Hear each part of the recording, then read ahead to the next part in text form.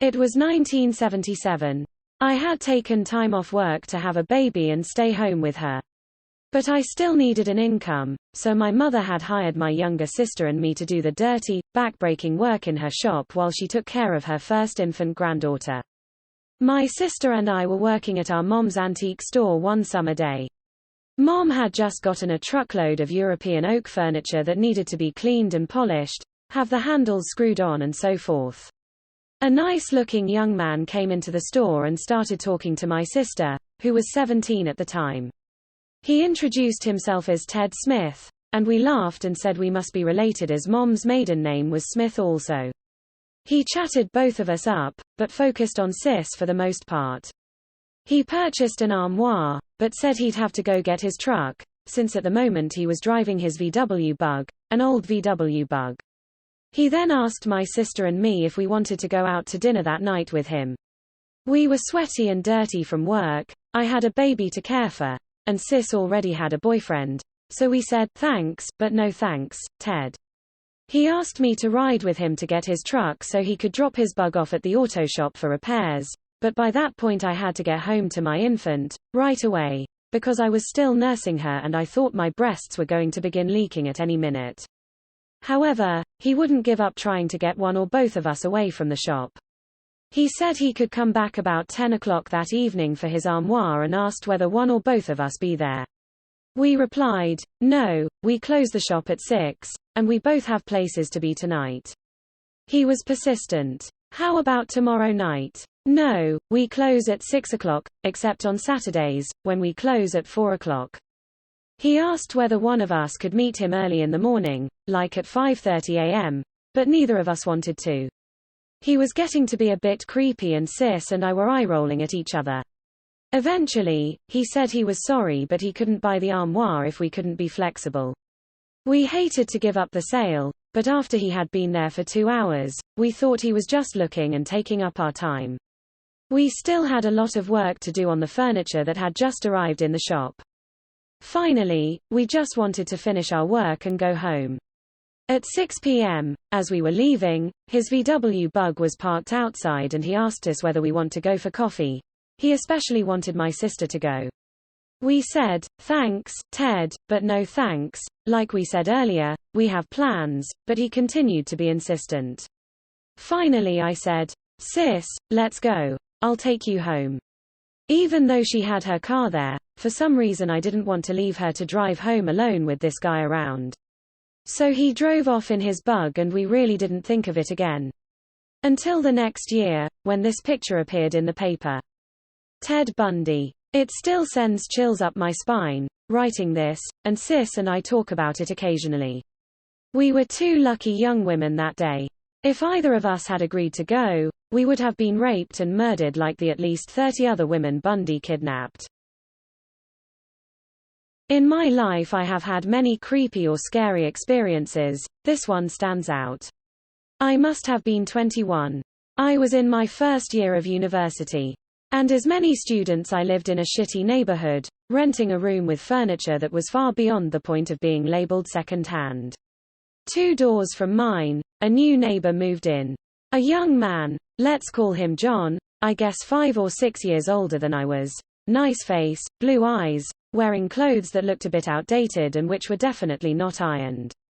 Whenever I would come home from class or when I would leave my building, he would be there, standing in front of his open front door, asking me to join him for a cup of tea to get to know each other. He was friendly, polite and came across as a bit shy. I knew that several of my housemates and neighbors had accepted his invitation to be a guest in his home. He was new and trying to make friends. But from day one my gut told me to stay away from him. I never accepted his invitation. I always had an excuse like, sorry, I have a test tomorrow, or, I really need to finish a paper. It is due tomorrow. I hated myself for being so cold to this new guy. He just wanted to be nice, to get to know people in the street, right? That is what I told myself. So I promised myself that the next time that he would invite me, I would accept. 'Cause everyone needs a fair chance, right? So the next day, after coming home from class, he is there standing outside in front of his house as always and he says, Come on, have a cup of tea with me. We are neighbors. And I smiled and said yes, you are right. He grinned from ear to ear, his eyes were bright and I could see that they were the most beautiful blue eyes with the sunlight shining through. The first thing I noticed when I went inside were the cats. 2 very hairy cats leaving hair all over the place. His house was a studio with a simple kitchen, opposite of the kitchen a sofa with a side table. Really nothing more, but at that time everyone I knew was poor, so this interior did not differ from what I knew. When I sat on the sofa I saw his bed on the left. It was not made. The cats jumped on the bed and made themselves comfy on the pillows. Inside I just thought gross. But hey, it is not my bed, so who cares? John held 2 tea bags up and asked me what kind of tea I would like, apple cinnamon or Earl Grey.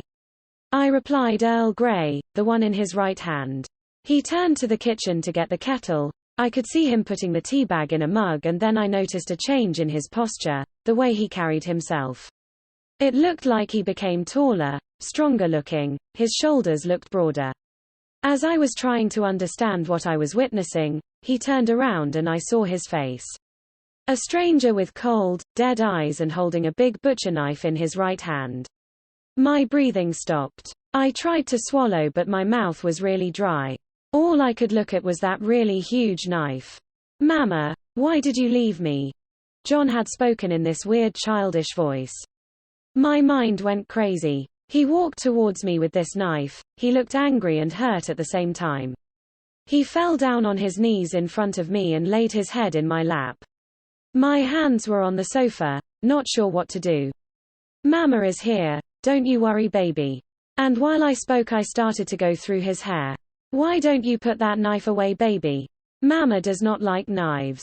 He agreed, turned a bit to put the knife over the side table to turn back again with the knife sweeping in front of my face, anger on his face and rage in his eyes. No. Okay, baby. Easy. It is okay. And I touched his hair again, touching his head, and he calmed down, tension left his body. I was trying to think of ways to get out without a fight. Although I am tall and strong, I have always known when to fight or when to avoid it. I was sure I would not survive if I had to fight my way out of that tiny studio. Mama is hungry. Shall I make something for us? He replied in this weird childish voice again. Yes, Mama, please. Well, what will I make you? Would you like some pancakes? He nodded like crazy. Do you have eggs? Do you have flour? He stood up, went to the kitchen and opened a cabinet door and the fridge. Yes, yes. I could feel my hands sweating and my heart was racing. Well, that's great. Do you have milk too? He looked in the fridge, he looked again, and the disappointment on his face was like that of a 4-year-old who has had his ice cream taken away from him. But I knew that this was my chance. Well, don't you worry, baby. Mama can go to the store to get us some milk. He refused. He got angry. Again the knife, firmly in his right hand. But we need to eat, don't we? So Mama has to get some milk. I will be right back. He would say yes, okay, and then change his mind and become aggressive. I do not know for how long this went on, but somehow he said yes, and the way he said it made me to stand up, walk to the door and to grab hold of the handle. A voice in my head was screaming, do not run. Do not run. I turned to him, my most beautiful Mama smile on my face, and said, Mama will be right back, honey, don't you worry. We will have pancakes. He was nodding, standing in the room with the knife in his hand, next to his leg. As calmly as possible I opened the door and I walked to the corner of the street. I turned around again to wave and he waved back. As soon as I was out of sight I ran to the first door that I saw. I started pounding on it. Screaming, crying, explaining that they need to call the police now. The police did come. So did a special ambulance for the mentally ill. Turned out that John was a registered, mentally ill person, who refused treatment and could not be forced to get treatment because he was not a danger to himself or others. Because of my little episode now they could force him to take medication and he was hospitalized against his will. Well, he sure was a danger to me that day. It taught me that no matter what other people are saying about someone, how nice this or that person is, if my gut tells me stay away, I listen. It almost cost me my life ignoring that inner voice. I just thank God that He has blessed me with this brain of mine, that I knew how to react in that situation.